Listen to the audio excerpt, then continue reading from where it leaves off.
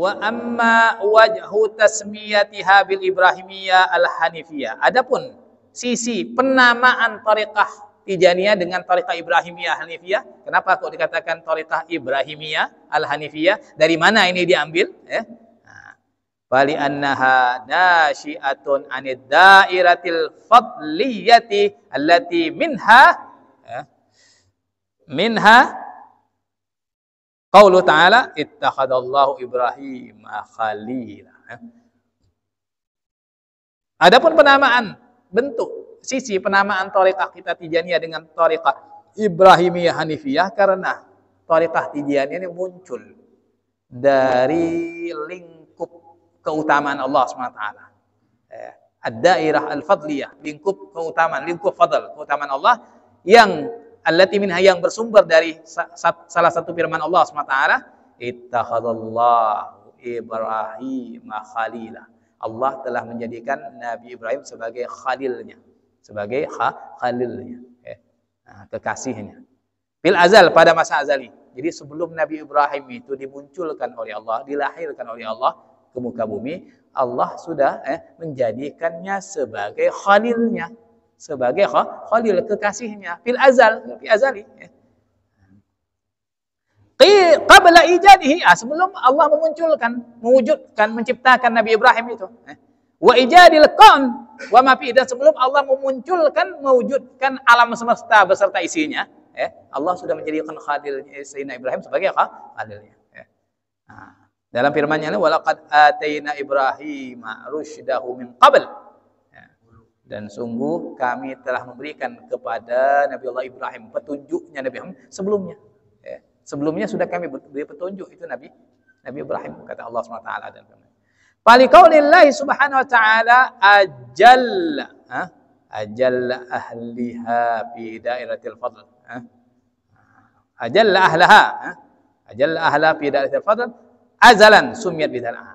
Karena Allah Subhanahu wa taala, karena Allah Subhanahu wa taala ajalla ahla, telah memuliakan para ahli thariqah Tijaniyah, para pengikut thariqah Tijaniyah dalam lingkup keutamaannya pada masa azali. Jadi sudah pada masa azali para ikhwan, para pengikut Tijaniyah sudah masuk dalam lingkup fadl, lingkup keutamaan Allah SWT, sebagaimana halnya Sayyidina Ibrahim itu sudah mendapatkan menjadi khalil, mendapatkan hidayah keutamaan Allah sebelum beliau diciptakan, diwujudkan oleh Allah Ta'ala. Begitu juga para ikhwan Tijaniyah sebelum mereka muncul ke muka bumi ini sudah masuk dalam daerah fadl, dalam lingkup keutamaan Allah SWT pada masa azali. Maka sumiyat bidzalika, karena kesamaan dengan Sayyidina Ibrahim, dikatakanlah thariqah ini dengan thariqah Ibrahimiyah, karena pengikutnya itu ada kesamaan dengan kedudukan yang Allah berikan kepada Sayyidina Ibrahim. Sebagaimana Sayyidina Ibrahim sudah dimuliakan, sudah jadi kekasih Allah SWT sebelum diciptakan pada masa azali, begitu juga para ikhwan Tijaniyah, para ahli thariqah Tijaniyah pada masa azali sudah masuk dalam lingkup daerah keutamaan Allah Subhanahu wa taala. Itu pendapat yang pertama.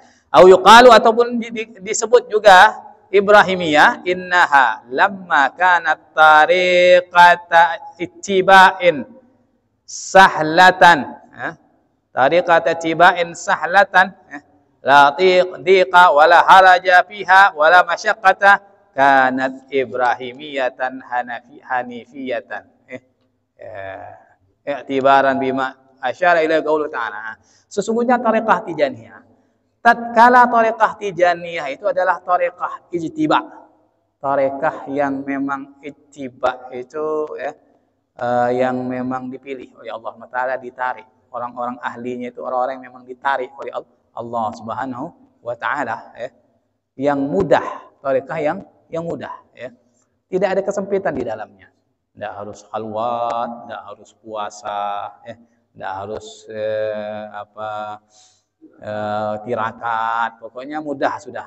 Yang kerja bisnis ya tetap silakan berbisnis, yang jadi polisi ya silakan jadi polisi, yang pegawai ya silakan ngantor seperti biasa, yang kerja laut ya silakan kerja laut, tidak ada larangan. Misalnya membaur seperti orang-orang biasa, tidak ada kesulitan di dalamnya. Yang penting lazimah, wazifah, hailalah jaga itu saja. Mengikuti syarat-syarat dan aturannya. Tidak harus begini, harus itu, harus puasa 4 tahun, harus apa, dan sebagainya tidak ada. Jadi mudah, tidak ada kesempitan. Wala haraj, tidak ada kesulitan di dalam thariqah itu. Wala masyaqqah juga tidak ada masyaqqah. Tidak ada kerumitan dalamnya, tidak ada kesempitan, tidak ada kesulitan, tidak ada kerumitan, tidak ada beban. Maka kanat Ibrahimiyah, maka thariqah tersebut disebut dengan Ibrahimiyah karena ajaran Sayyidina Ibrahim adalah mudah. Dengan mudah, Hanifiyah yang lembut ajarannya, yang toleran, i'tibaran dengan mengambil ungkapan yang diisyaratkan oleh Allah Ta'ala dalam firman-Nya, wa ma ja'ala 'alaikum fid-din min harajin millata abikum Ibrahim, dan Allah tidak menjadikan atas kalian dalam agama itu dari kesulitan.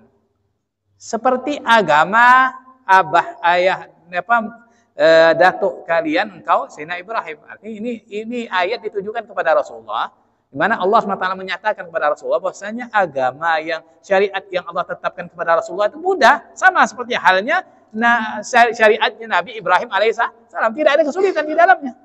Tidak ada kesulitan, mudah syariat Nabi Ibrahim itu.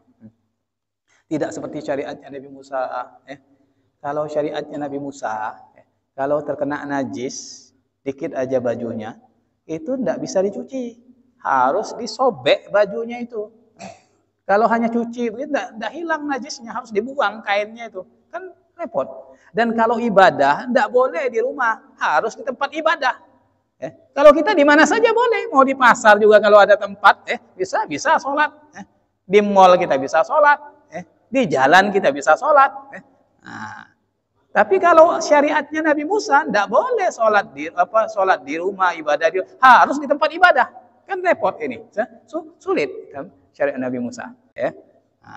Tapi syariatnya Nabi Ibrahim itu mudah, seperti halnya syariatnya Rasulullah kita ini dipermudah. Begitu juga dalam thariqah Tijaniyah ini mudah. Mudah, oleh karena itu disebutlah thariqah ini dengan thariqah Ibrahimiyah, karena banyaknya kemudahan-kemudahan di dalamnya, tidak ada kesulitan bagi pengikutnya, sehingga dalam kitab Jawahirul Ma'ani itu Syekh Ahmad Tijani radhiyallahu anhu sampai menganjurkan siapapun yang meminta thariqah Tijaniyah, meminta ditalkin, mau dia orang tua, orang muda, anak kecil, orang ahli maksiat, ahli taat, kasihkan. Yang penting siap mengikuti syaratnya. Siap mengikuti siapa saja, diperbolehkan. Bahkan anak kecil pun kalau datang minta ditalkin thariqah Tijaniyah, siap memenuhi syaratnya, siap menekuni wirid, ditalkin. Itu kata Syekh Ahmad Tijani radhiyallahu. Tapi juga jangan sembarang nalkin siapa orang datang talkin. Ditanya dulu kesiapannya, diajukan syaratnya begini-begini. Kalau siap silakan, kalau enggak jangan dulu, jadi muhibbin aja sampai benar-benar siap. Itu.